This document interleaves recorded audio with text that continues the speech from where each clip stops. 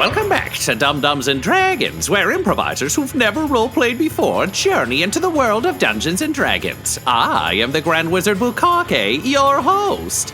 Our heroes came to rest in the town of Watch, where Quinny somehow kindly threatened Reginald. Alyn ran into a vampiric Bryn from another dimension, and our heroes fought vampires and swore to defeat the mysterious Strand. How will the Dum-Dums find a vampire lord? Find out next on Dum-Dums and Dragons.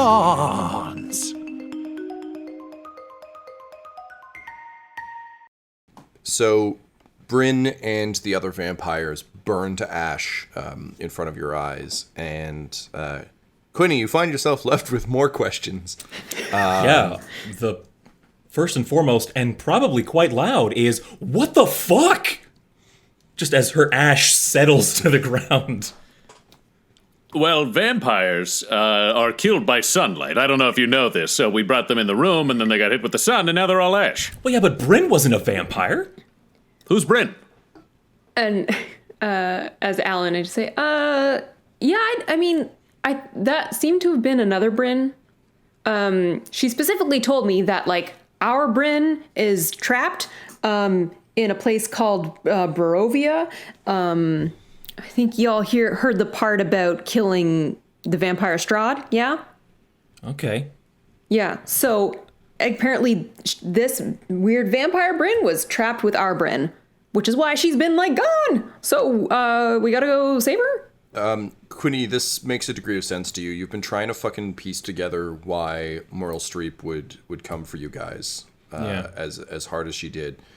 And this is like that last piece of the puzzle that just hadn't quite clicked yet, which is she wasn't after you. She was after Bryn. She was after Bryn. Man, I've been taking this really personally. I mean, she did declare herself the world's greatest thief, so like, fuck it. It's still personal. Bryn's a friend. Fuck Meryl Streep. Also, like, as Laura, like, and a bit as Alyn, my brain is just kind of broken as to, like, how there are two Bryns when there's one me, and is there just one? No, there's multiple Avalon Rikers. So, is it the same Avalon, or are there a bunch of Avalon Rikers, like, doing the same shit? And it's like, is that just like, oh fuck. man. So Tom, I think if only there was a one shot that could answer some of that for you. As I say, Tom, while everyone's standing there with their minds exploding, I think Reginald would go and loot the bodies. He wants to see if there's anything useful from them. He also has an ability called Grim Psychometry, where he can, like, basically look into an object and discover dark secrets about its past. Right. Used that on the hammer before. Oh, yeah, that's right. Yeah. So he's not sure if he wants to do that, but he'd like to know if there's anything that would be useful for that purpose. I would say there isn't much that can be gleaned. As they burned up, their clothes got pretty singed, but you are able to find the insignia that Bryn was wearing from the Thieves Guild. Are you going to use your Grim Psychometry on it, or are you just going to look at it? Is it here's the weird, like, what would Reginald think it's of? Does it match the Thieves Guild from his world, or is it? No, it doesn't. It is a dagger sort of wrapped in thorns. Alrighty, does anybody know what this thing is? Does Quinny recognize it as a thief? No, this doesn't look like any guild you've seen. Okay, Quinny will just shake his head. All right, then. Let's see what happens. And then he, like, looks at it and holds it up in front of him, and he goes slightly cross-eyed because he has to do that, like, the seeing eye puzzle thing where you have to, like, relax your eyes. Yeah, so sometimes you can do the magic eye and it works, and other times you can't, so he doesn't know. He's going to try. Fair enough. Okay, do you need to roll anything, or do I just... Yeah, it's considered a history check that I have advantage on, so let's see go ahead. Fun. What happens. Wow, that is a bad roll. A 12. 12. That's not that bad. Okay, so you get glimpses of this Bryn's journey. Things she saw. It's again done in that, like, One Ring of Power, Harry Potter and the Pensive kind of silver vision. But you see her sort of at a guild hall being sort of attacked, ambushed, captured, and brought before an incredibly strikingly handsome man with sharp features, who looks something like the cover of this book I'm holding called The Curse of Strahd. Oh, I wonder who it is. Yeah, his name is Bill. And an orcish woman standing kind of with her arms crossed, who looks very frustrated with this, and you hear her mutter something like, "It's not the right one." You see a glimpse of Bryn being thrown into a jail cell in a crypt, and then eventually, along with a couple of other people who look very similar to her, they are taken out one by one and disappear. You see a box being delivered, inside which is yet another woman who looks like her. And then you have a horrible image of this orcish woman sinking teeth into her neck and turning her. And then this woman seeming to escape, fleeing through the mists. And then that's kind of about all you get. So the dark history you get off this object is the story of how Bryn was turned. Now, you don't know our world's Bryn at all, so she doesn't mean anything to you visually. You also don't know Meryl Streep. I don't think. No, I haven't. I didn't pay attention to the picture because I was elsewhere stealing things. Yeah, and it wasn't your world where we met her. It was 2019. I'm getting all the timelines confused now because fucking sure. But this never happened on Quantum Leap. But you can sort of very clearly see that from what you understand of all this cross-dimensional shit, it seems like Strahd and his queen are collecting Bryns for some unknown purpose. All right, so here's what I'm getting from this dagger. There's some kind of fancy king vampire. I'm going to guess if we have to kill him, probably Strahd. He seems to have a queen of some kind, some, like, intense, pissed-off orc lady. And they're collecting Bryn. You said the one that talked to was Team Kill the Vampires was named Bryn? They're looking for a bunch of Bryns. Well, then we've got to stop them. I mean, we got to save our Bryn, and honestly, it's probably a good idea to just save all of them. Well, yeah. Yeah. Does anyone know how to get to... Yes, king! And jumps and punches the air like he used to for Go Horde. So, having made the decision then to seek out, to head to Barovia and to bring a reckoning to Meryl Streep and to save Bryn, Bryns, if any of the others are still alive. You remember her words to find the Vistani. Now, the Vistani are all of you would know them as sort of a nomadic people. They travel in beautiful, very colorful, covered wagons.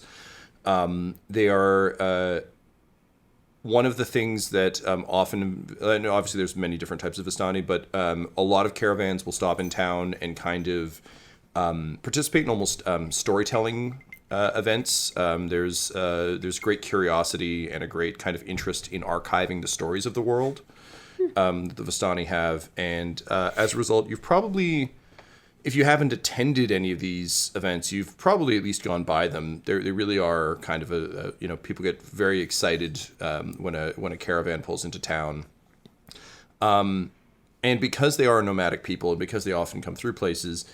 Watch is actually a pretty good place to try and find them. So I think you check in with Fragaria Hibisca, who was very happy that you helped murder all of the vampires as she sort of mops the place up and hangs her axes back up over the mantle. And she says there isn't a caravan in town right now, obviously, but she does know of an encampment not far from here. And if you are seeking them, that's probably your best chance, if you sort of strike out immediately, to catch them before they pack up and move on to the next town. Tom, I just have a question. Would it be wise for us to kind of travel light and maybe not move our whole caravan of people and everything with us at this point to get to them in time? Yeah, so definitely traveling light's a good idea. Also, from the sounds of things, you're going on like an infiltration and extraction, possibly assassination mission, which isn't great with like a bunch of people. So as is often the way of these things, this is kind of the choose your character moment there, Laura. I feel like this is probably an Alyn quest, given that it's Bryn related. But You know what? I think I'm going to choose Juniper. She seems to have a bigger stake in this. yeah, all right, cool. Just kidding. Obviously, I'm kidding. All right, then I'll play Alyn. Great. And Tyler, you'll be Annan. I will be playing Quinny. All right, Excellent. great. Cool. So I think what we'll probably say is the rest of the sort of Dum-Dums caravan will begin to head sort of back towards the Sword Coast. So heading, because I mean, again, there's a lot of question marks going on right now. You don't really know what's going on with the Plantiers. You're not at a position where you can strike into the heart of Akka just yet. So they'll just kind of keep heading that way until they hear otherwise. Yeah, and I think Juniper also feels it would be wise if for some reason this group fails in retrieving Bryn, then she can continue looking for Avalon Riker herself. Also, admittedly, as important as this seems from like a personal perspective, none of this seems to be directly tied to the Collide that Juniper is aware of. So, like, there's obviously Collide-related shit happening, but Yeah, it's like, well, I get it. This is like one of Avalon's like other daughters, but like, Jesus, we already have one of his daughters. Like, yeah. Also, if you all get killed, Mara. Cool. Yeah. So we'll say that that's maybe what Juniper does in the meantime. Is she Right. goes in search of Riker. Cool. and then she talks to herself as Dr. Martha just for a little bit, doing therapy on herself for also being left behind once again. Understandable. I mean, but like Left Behind with, admittedly, like she's basically leading like Annan and Leanne, Lion Shield, and Look, Trax in the she Sand, chose and this, Dexter, but and even so, Quinny would take her aside and be like, I'm trusting you with the protection of these people. Don't let me down. I am going to try to not let the world down, and therefore you. Perfect. That's all I ask. Just don't let the world down. and Goblin Jr. gives you a knowing look, kind of like, I know you're saying this to make her feel better, but you really trust in me, right? And I will, in beast speech, just be like, snarf, snarf, and be like, yeah, man. Snarf, snarf. All right. Cool. So with that, you bid farewell to your friends, and you travel to the caravan. You arrive to a small encampment. The smell of sizzling bacon over an open fire, and it would seem that the folks from the caravan are just they're in the process of starting to get packed up. So they're taking down some of the overhangings and places where they've kind of hung up clothes to dry and that sort of thing.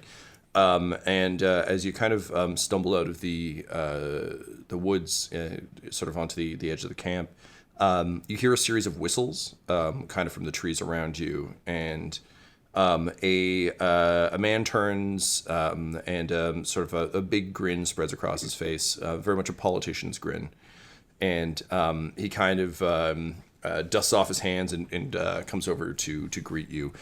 He's wearing just sort of a nice sort of burgundy vest. Otherwise, he's shirtless underneath.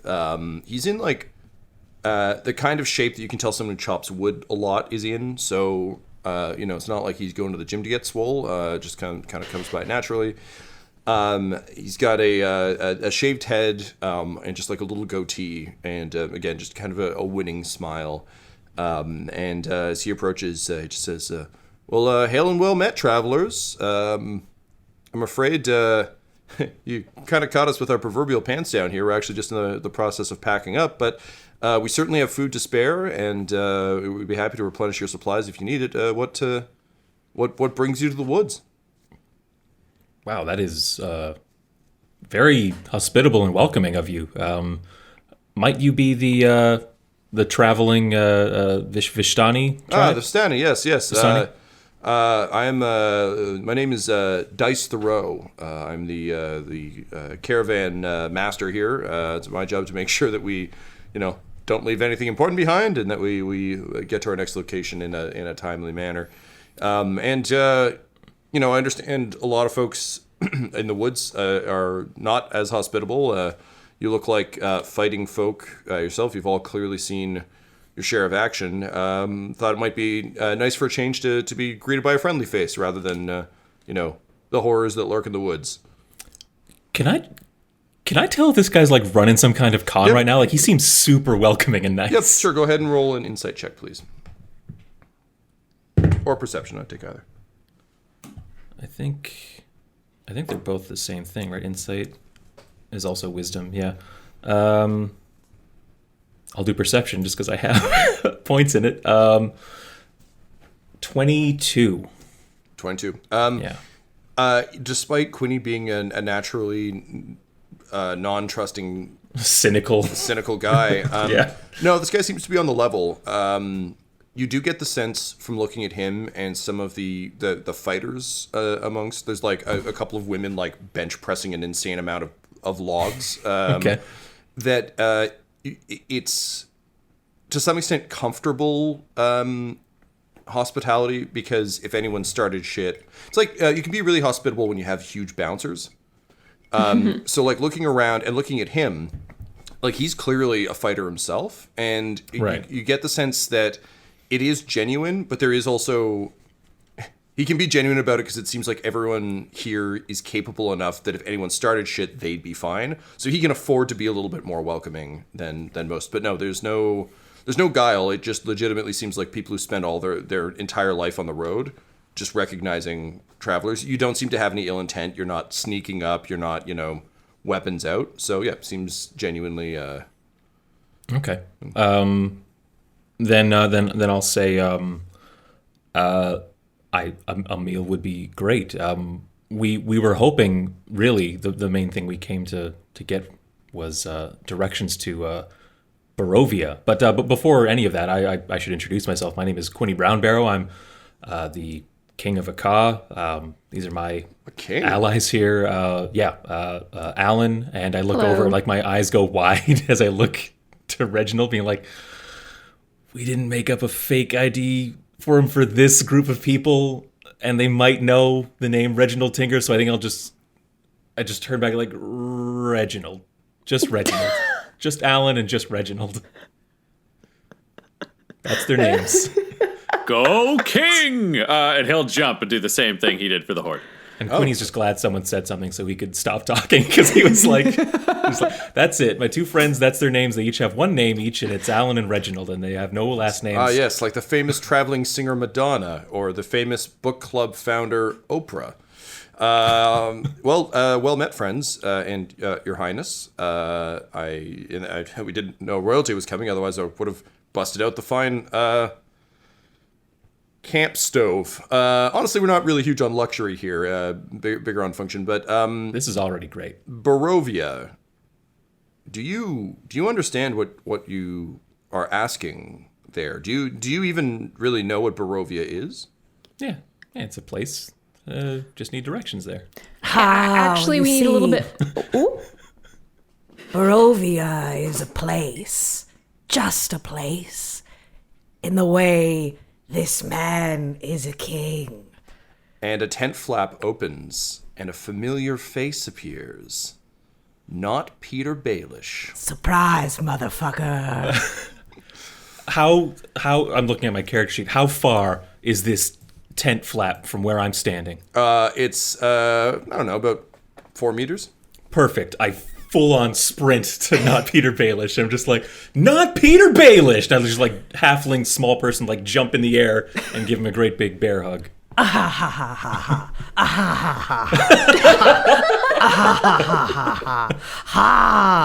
And not Peter Baelish just gently spins around, hugging Quinny.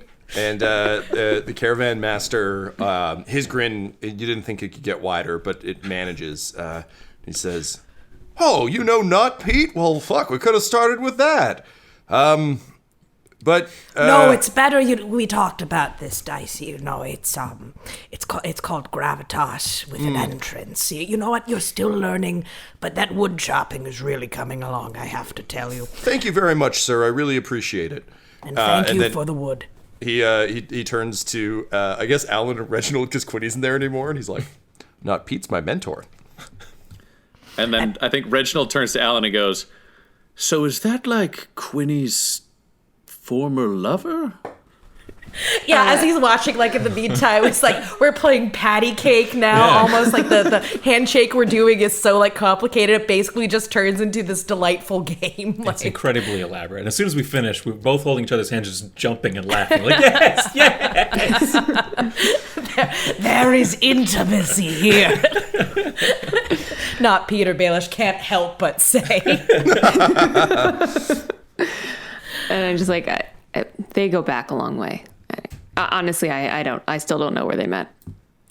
Or I knew once and I've forgotten, but whatever. So, not Pete, you notice a few things about your friends. Quinny's missing an eye and wearing an eye patch. Oh, shit. Alyn has a robot hand, which I believe is gloved. Laura, is that you're doing the Luke Skywalker? Yes. Standard. So 100%. never mind. You notice that Alyn's wearing gloves. They're nice. Which are so lovely. And of course, it's been a long time since Not Pete has seen Alyn. That immediately Not Pete goes over and says, "Ah, my dear Alyn, it has been so long since I've seen you." And I put out my hand to shake her hand, and I shake the robot hand, and I'm just like, Yes, you didn't recall the squishy mage having such a firm handshake. And then you turn chopping wood with only this hand. What's up with this? And then you turn to your old pal Butthole Farge.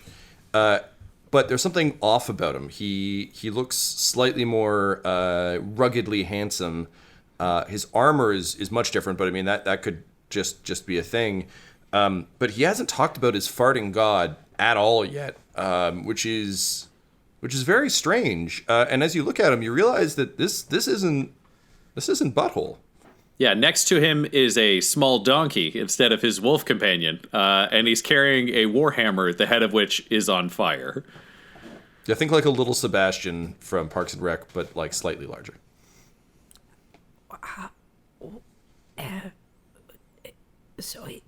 And Not Pete just turns to Quinny and is like, what happened? Not Pete. Obviously, you remember Reginald. Yeah.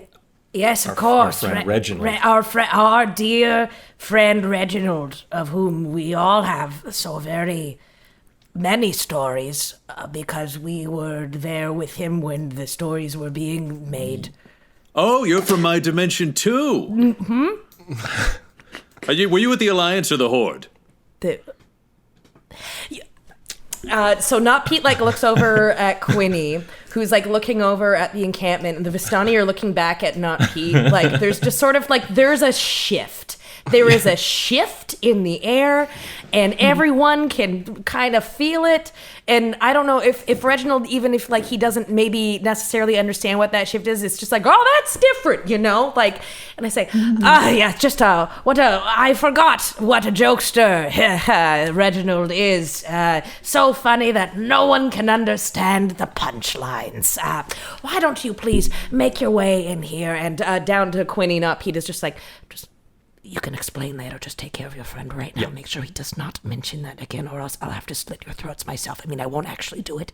Obviously, you're my best friend in the whole world. And I'm gonna ask about the eye later as well. Don't think I haven't noticed that. But just make okay. So just take care of him, okay? Yep, got it. Thank you. Okay, Thank you so much. And Not Pete is just clap with the hands, and it's break out the good cook stove after all. Why not? And the two ladies who are benching the logs are finally, a chance to use the good cook stove. And there's a chant that rises up, the good cook stove. The good cook stove. Good cook stove. And the caravan master just looks down at his itinerary and he's like, Well, what Not Pete says goes. So much for scheduling. And he just like throws his planner in the air. And everyone laughs and laughs. Yeah. He finally learned the value of friendship and family over work, like Robin Williams at the end of Hook. And it was a huge arc that no one knew about. It was honestly by the tie-in novel. It's so good. Dice the Row, Caravan Master. It's a truly epic adventure. So yes, you make your way inside Not Pete's tent, which Quinny, as you approach it, you realize is actually the bag of holding that you gave him, that has been converted through mysterious means into a sort of portable living space. So what do I walk into here? Kat, what's Not Pete's magic folding tent house like? Well, I'm so glad you asked. I mean, you can't get the smell out. You just Yeah. The smell of dead gnome, I believe it was. It's just there. You know Gnome what? butler, In a yeah. weird way, like I've become, not Pete has become so used to it that it's just like it doesn't even like whatever. But you know, it's still aware of the guest. So going in, this is glamping, okay? Like this is. Like, Not Pete is as manicured with his surroundings as he is with his beautiful, beautiful goatee, right? So there is like a shelf full of like all these different kinds of books. Some of them are just clearly for fun, like Twilight, and some of them are clearly have to do like titles to do with maybe say these vampires that you've find you've been going up against, and maybe some darker tomes, some that kind of have some darker energy coming off of them, but they're kept safely in their place. There is this like, imagine if a king-size bed was an emperor of somewhere even larger than a country. That's the size of bed it is, and it is stuffed to the brim with feathers. There's like these scarves coming down that are like kind of thin and gauzy, and like it's just chef's kiss, num num num. Like it's like there's glitter, but it's not the kind of glitter that doesn't get out of the carpet. Like, you know, it could be cleaned up, but it just rests like it just looks like someone must have cast a spell on it. It looks so good. There's a window. How does that happen? No one knows. There's also a station where it looks like kind of maybe where some of those like strong women could do exercises, and Not Pete is just like, sometimes for fun they just lift me. For whose fun, though, am I right? And then Not Pete just like elbows Quinny, is like, you get me, you know, like you understand me. Seriously, what happened to the eye? Because I want you to take in all the surroundings, but like you've got one eye. Yeah, no, just a real quick summary. I did trade it to the notorious bog witch Baba Yaga. Oh, the chicken legs on the cabin. The house was up on chicken legs and the whole Did it thing. run away? I guess not. It tried to step on us, but she does that. She does that. We found out. Anyway, kind of a contract situation. She wants me to kill her demon son, so that's what I'm kind of working on. Right. You're the one who took that contract. I am. Yeah, I needed an out because my existing contract was just no good. I pull up a chair like for Quinny, and it's like imagine if William Sonoma was as classy as a lot of people think it is, like that kind of that, like it's that. Okay, nice. Yeah. So, and it's like just super. So I like pat the chair. Not Pete pulls up. Okay, you know those like fainting couches? Mm-hmm. Yes. It's that, and it's this like hunter green, like it's like there's such needless opulence. I cannot stress this enough in this tent, considering like what you saw of the camp outside. Like this, like there's anyway, lots of treasures, and also Quinny may note that tucked away in the corner is a single, very well-kept copy of the game Crocodile Dentist. Hell yeah, it is. I'm going to make a note of that. Put that in my official notebook. So, Not Pete, like, gently sprawls on the fainting couch and is just, kind of gesturing like, yes, tell me more. So, just again, real quick summary. I did die, and You died. I did, and But you're here. yes. But was there anything after this, or is that it? No, there's a whole mess of shit that happens after you die, man. Honestly, don't die. Like, hold on to life for as long as you can, because it is fucking garbage out there. That's rough news. It is. Hey, you got one life, or in my case, two, but usually one. Just live it to the fullest. Or else, You know what? like I'm in gonna my write that case. down in my gratitude journal. I've started keeping gratitudes. I'm gonna That's good. Yeah, I look right around under like, where you're it says living. "not in a cult." Like I not Pete writes down, "Live life to the fullest. Yeah. Sometimes you get one." Yeah. I was my soul, I guess, was intercepted by a demon lord. Goes by the name of the One of Many Faces. Coerced me into a contract of servitude. Gave me these demon powers, and I just summoned a sword out of my hand, and then spirited away again. And so he's actually Baba Yaga's son. It was a very bad employee-employer relationship, and so. That sounds like a non-union, right?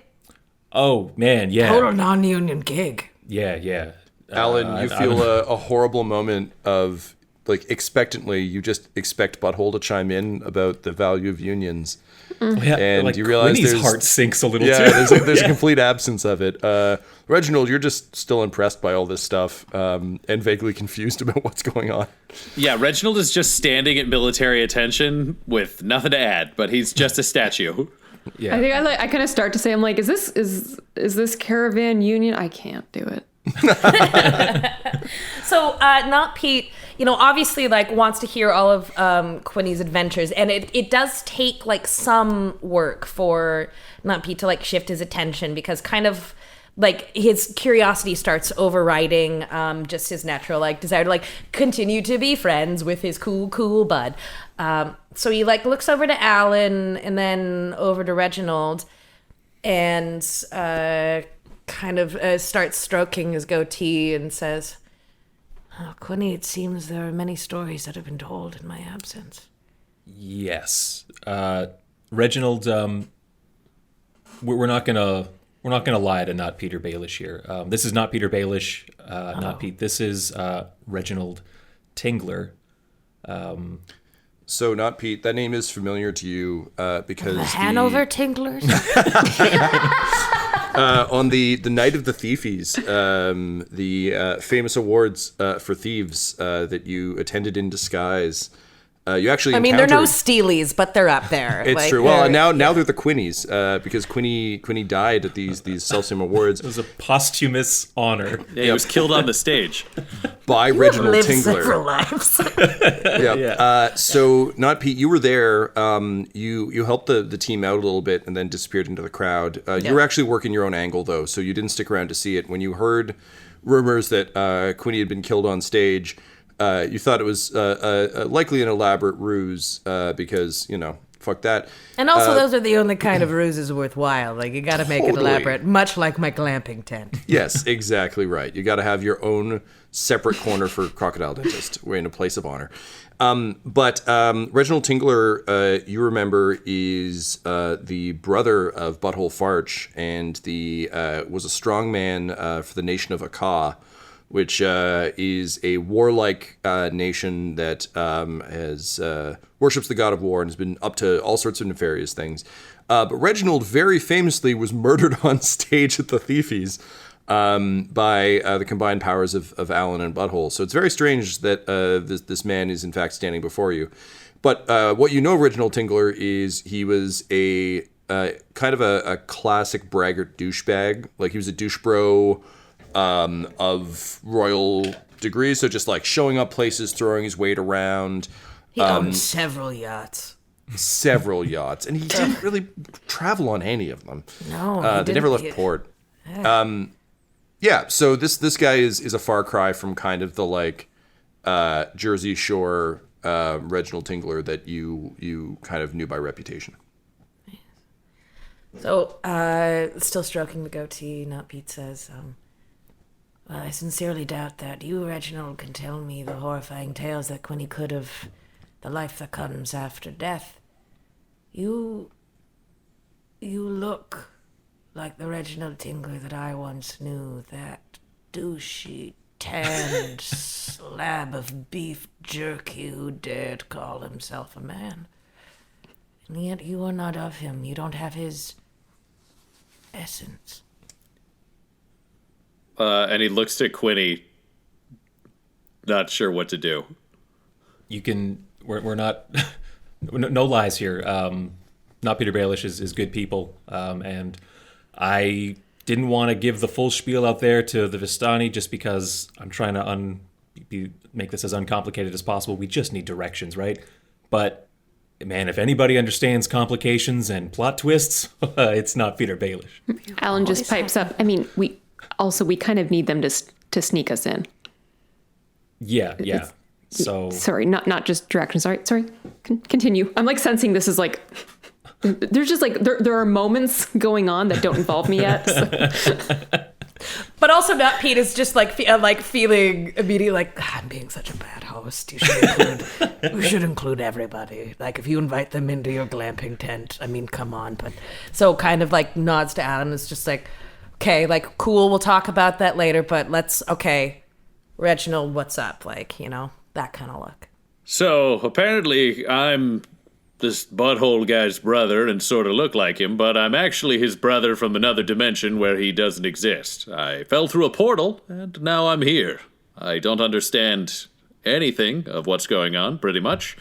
Quinny seemed to distrust me and then threatened to kill me multiple times, which, for the record, is ongoing, and I pacted myself to Baba Yaga to force him to team up with me.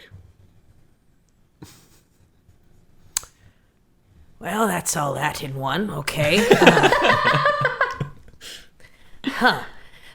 So to Tom, how much would Not Pete know about any of this like interdimensional kind of travel stuff? Like especially... So, Not Pete is a Vistani and has been traveling around for some time.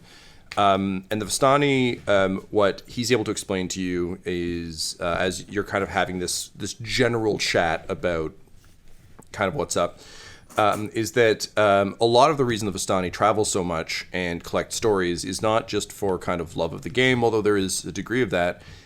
It's also to keep an eye on all the various possibly world-ending threats that might exist that are passed on through story and sort of through local knowledge. Think almost more of a traveling Men in Black kind of operation. So, cool. Not Pete, you actually you're aware of the idea of it's definitely been proposed, and I think there have been, for lack of a better term, incursions. From other dimensions, but they're so rare and seemingly random that it's been kind of in the X-Files kind of priority list of scary things that happen. It's like one of those weird Monster of the Week episodes that was kind of a one-off that was like really memorable and everyone really likes it, but that wasn't tied to like 9 seasons of storytelling. Like the fluke worm. I was specifically thinking of the fluke man, yes. I'm really happy we're friends. Yeah, me too. Yes, it's not earth-shattering for you. It's certainly strange, but it's not outside the realm. Also, you're very familiar with the idea of multiple planes of existence and that sort of thing. It's not so much an alternate dimension where there's copies of all of us walking around, but definitely...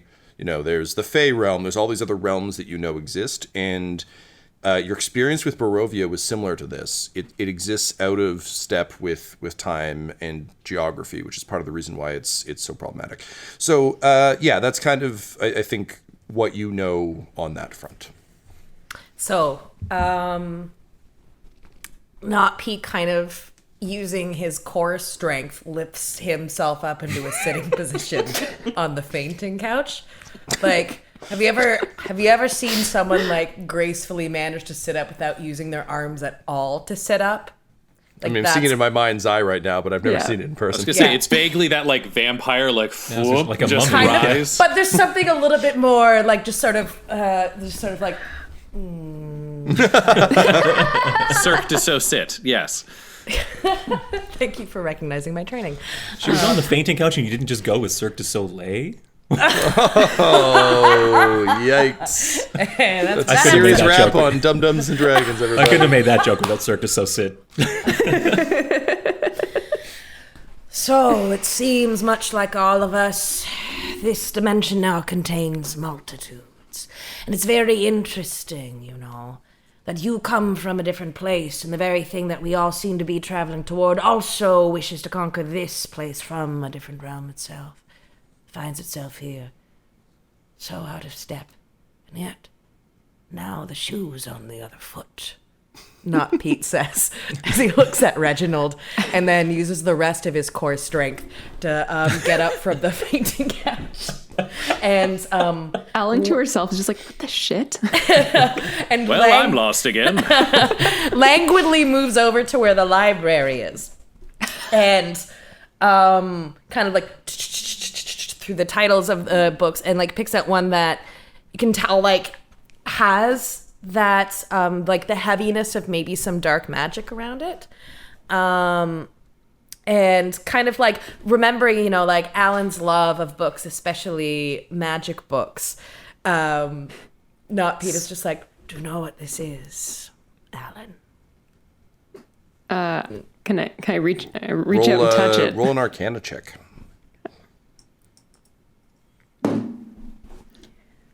12. You can read the spine. What does the spine say? It's a good question. Kat, what does the spine say? The spine says, this world contains multitudes, and so do the people in it. And how very fascinating that those that are out of step are now here, and now the shoe is on the other. But it's basically just a précis of exactly what Not Pete had just said. And then it's just like, it's out of print, and you wonder why. I mean, obviously the PR guy, terrible job on it. But specifically, this tome, one of many that I've collected over my time with my people, explaining the stories of some of those who came from different places, now gathered in this place. We have been, all of us, for a long time, trying to defeat that one terrible evil, the one in Barovia. And we found ourselves unable to. At best, we've managed to trap him, but... And Not Pete gets this, look on his face as he kind of clutches the book a little bit further. There's a darkening, and maybe some of it is coming from the magic from the book, or maybe some of it is coming from the memories that maybe he's reliving at the moment, but there is the heaviness that almost takes over his body and his facial features. We've done our best so far. We don't have the numbers, we don't have the strength, but in managing to keep Strand in his place, many had to go with him. Some Vistani, who knew what they were getting into, but almost a civilization's worth of people had to go with him as well, trapped in this horrible place with him. We don't know how to get him out, but maybe Reginald holds the secrets. And Not Pete kind of shakes his head, trying to get some of that heaviness off of his shoulders. Opens the book and said, I've been going over some of the passages in here. This book had been calling me for a long time, and so it's in my collection, but something in here, I felt as though there was some kind of clue, but we were missing a piece, and I believe Reginald might be the answer, but I cannot be sure. Not Pete kind of goes over to where Alyn is and shows Alyn some of the pages, which has basically some spells on it and kind of some lore that goes along with it of basically defeating Strand, but in the way that a lot of old text is written, it's in such dense poetic language and written in such metaphors, wrapped in similes, wrapped in even more metaphors, so much, it's so that even Not Pete is unsure what it means. Alyn, in looking at it, you understand Not Pete's sort of excitement because there are two things you note. One is the book seems to speak of certain magical items that may have the power to defeat Strahd. He's only referred to in this text as the Devil Strahd. And to Kat's point, the book is overly dense. And if you were to venture a guess, was likely something that was smuggled out of Barovia some time ago and then inexplicably published. Because Honestly, I wish I knew the story behind that, because I'm sure it is a wild ride. tie-in novels, I'm telling you. But the book speaks of three major items that can be used to defeat the Devil Strahd. It speaks of something called the Devil's Tome. There is the mention of the Icon of Ravenkind. Okay. And finally, the Sun Scythe.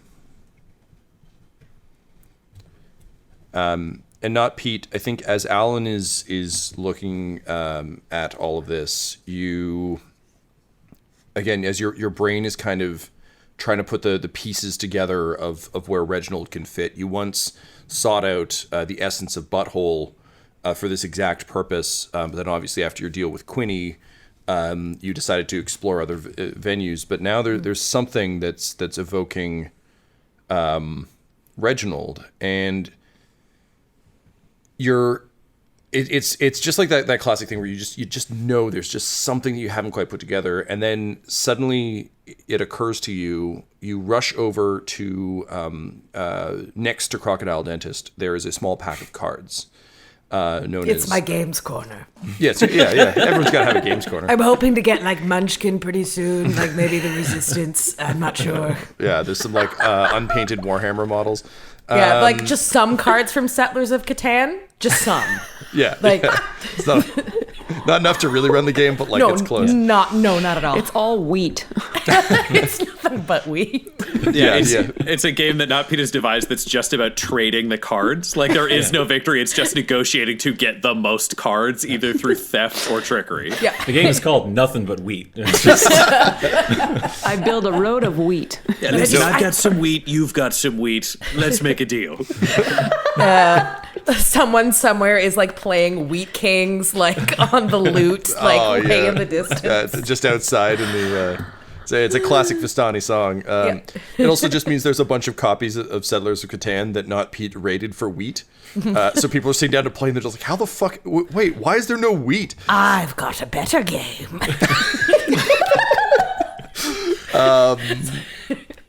So you pick up. No time for that now, though. Could you put a pin in that? You pick up a Taroka deck, which is fantasy tarot cards that are designed and sold specifically for this adventure.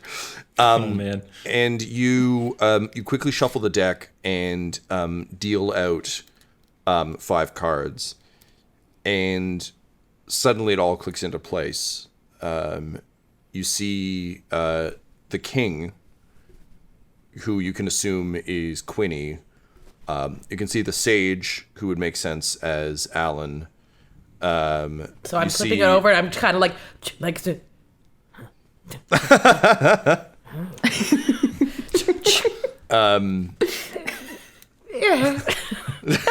You flip over the Speaker of Tales, who you assume is you, because everyone has their own card that they're like, yeah, this is my one though. I'm pretty good at it. And then you flip over a card that says the General, and damned if that card doesn't look exactly like Reginald fucking Tingler. I mean, on the card, Reginald is, or the person on the card who looks exactly like Reginald is kind of uncomfortably standing at attention, but looking just off camera, basically like at something that slightly confuses the person on the card, but he's not necessarily going to ask questions, but is slightly confused. And there is like a Shetland-esque creature that is in the card, and literally Not Pete like holds the card up right in front of Reginald and then takes it away. And like if we were setting this up like a shot, like a camera shot, it's just exactly the same. It's just he's standing the same way. Reginald doesn't move. Like even somehow the lighting is the same. Like it's really impressive. Yeah, Reginald was flipping through Twilight and then got to the part where they sparkle in sunlight and then just put it back on the shelf and is looking at it confused. Yeah, Which incidentally, yeah. You wait till you find out who Renesmee is. That's good. So, Not Pete, realizing that both the cards and kind of your own trusted wheat trader instincts, it would seem that this is what you've been waiting for. One last chance to put Strahd down for good. And particularly if they also have something they're seeking in Barovia, it would seem that all of your goals are aligned. Are there any questions any of you have for each other before you sort of pack up and set out? Yeah. Any leads on these magical items? Well, it has been a hell of a time. Not So, Pete. no. Well, so I will caveat that there is this Taroka deck that Not Pete has was something that was smuggled out of Barovia. Very few things leave Barovia. Strahd As well we know. almost complete holds complete domain and basically chooses what comes in or out. That doesn't mean things haven't got out, but it means it's incredibly rare. We've literally got two things right here. Yeah. Come on. Well, How hard can it be? Yeah. Well, those are the only two. You did it. High five. Well, not the only two. You get what I'm saying. In any case, the deck of cards is linked to Barovia. If Not Pete was to try and do a reading about like how do we break into a car and like kill Emily Antebellum, it'd be like fucking useless. But because of the nature of the It would cards, just all be death cards, and it'd be like, I get it, you're mocking me, aren't you? And then it would be another death card just giving me the finger. Like this, I'm not gonna lie, this deck is kind of got an attitude, don't you? And then the picture of Reginald just kind of goes like, yeah. And I'm like, don't you give me that look. yeah, and then a wheat card falls out of it. Yeah, and you're just like, I was gonna say you move the Reginald card aside, and he's making the same face, but at Quinny. Very good. So it's too you're too far removed from the energies of Barovia out here to read the cards. But once inside, Not Pete could likely do another reading that would give you some indication of where the magical items might be. That was going to be Quinny's question. Are you coming with us? Not Pete, are you with us all the way on this? In truth, I thought it would be just me, facing off against the evils of Barovia on my own, shouldering this burden on my narrow yet strong shoulders, like swimmer shoulders, like not broad, but like, aqua dynamic. You know most swimmers are broad, right? Just let me have this. Oh, sorry. Quinny told me there were no lies in this room. Quinny looks so embarrassed. Just like, oh my god. My large fine. adult son is making just a fucking mess of this. Keep control of your boy. That's fine. It's fine. I was the one who brought up my shoulders. You know what? It doesn't matter right now. What counts is, yes, of course.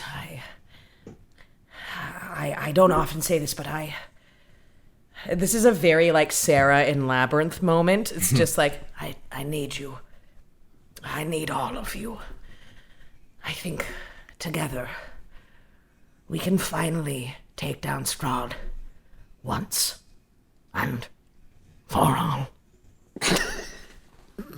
I mean, the like Quinny's like just enraptured by like the speech. So it's just under his breath. He's just like, so fucking cool. And he's just like puts his hand out, big like and my axe kind of moment. Yeah. Yep. Yeah. And I take the hand and we just kind of like in not Pete's head, he can like hear like the swelling of like the musical instruments. Like this is the part of the movie where it's just like, yeah, and then everyone comes together. So like, and shows like, yeah, kind of expecting everyone to shake hands all at the same time. Just kind of like, right, come on, right, everyone, come on. You got the book in one of those hands still? Yup. I was like, here, let me hold that for you. Okay. Oh, thank you, Alyn. It's like, huh? Oh, dark magic. Yeah, just like, yeah, like, come on, yeah. Shaking hands. Yeah. Donkey Jr. looks to you, Reginald, for some kind of guidance, and he's like, he snarf. Yeah, and I'll look to Donkey Jr. and just say, well, Quinny said our opinion and feedback weren't welcome. And then he and I will go forward and just shake hands as anticipated. Cool. So with that, a fellowship was made. The Fellowship of the Strahd. And we're all just like shaking hands and like no one's really sure who lets go first. It's that like when a hug goes on like a little bit too long, you know? I'll tell you right now, it damn well won't be Reginald. He's going to shake hands till somebody dies if he has to. And with that, you shake hands long into the afternight. And almost like Noppi's waiting for like a slow fade, but it's real life, so that doesn't happen. Yeah. Noppi's gotten very cinematic in this time. Yeah. Quinny's got to reach up so far to shake the hands. I always forget how small you are. Oh, that's beautiful. He's just a little guy. And as the four of you plus Donkey Jr.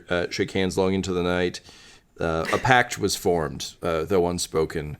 A pact to bring an end to the reign of Strahd, end the curse of Strahd, if you will, free Barovia, and of course to save your friend. And with that, you set out to conquer a living devil in his own home.